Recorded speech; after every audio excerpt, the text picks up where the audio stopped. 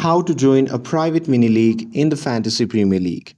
Hey everyone, welcome back to the channel. So, if you want to compete with your friends or colleagues in the Fantasy Premier League, well, here is how you can join a private mini league in just a few simple steps. So, now without further ado, let's get started. So, first thing first, open the Fantasy Premier League app on your phone and make sure that you're logged in to your account. And now here, once you are inside the app, just tap on the fantasy tab which can be seen in the bottom left side of the screen.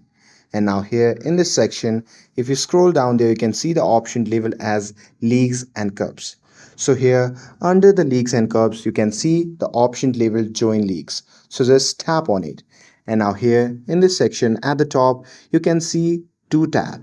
So from there, simply tap on private tab, and here under the private, you'll be given the text field to enter the code. So here you need to enter the unique code shared with you, which is usually with a mix of letters and numbers. So here just enter the code, and here once you have done entering the code, you can just tap on join a league button.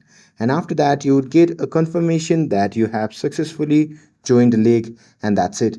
By doing this, you will be part of your private mini league, and you can track your rank, compete weekly, and prove who is the top manager.